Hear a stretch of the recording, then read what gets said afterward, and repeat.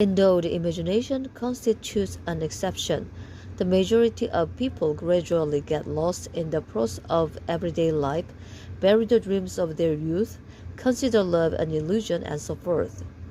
This, however, is only regression, but not annihilation, because the creative imagination does not disappear completely in anyone. And indeed, where even an insignificant fraction of creative life persists, imagination occurs.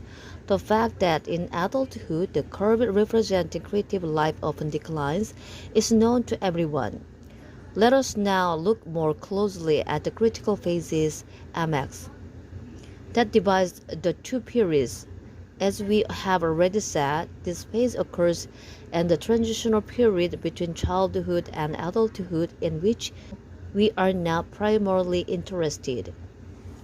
If we understand the unique crossroad that the curve of the imagination now passes through, we will have the key to the correct understanding of the entire process of creativity in this age.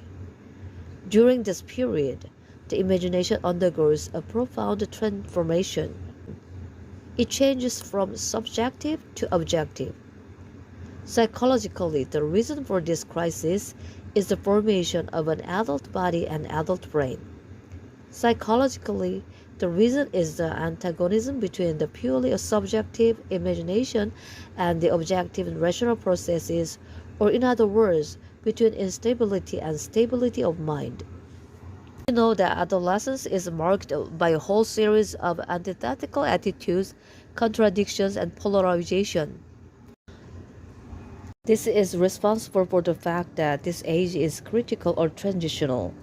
This is the age where childhood's psychological equilibrium is disturbed and the equilibrium of the adult has not yet been achieved.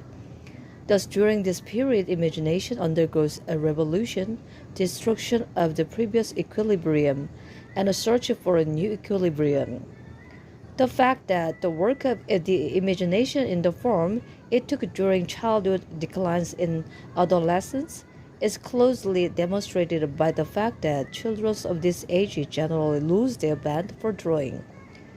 Only a few continue to draw, mainly those who are particularly talented in this area or who are encouraged to do so by external conditions, such as special drawing lessons.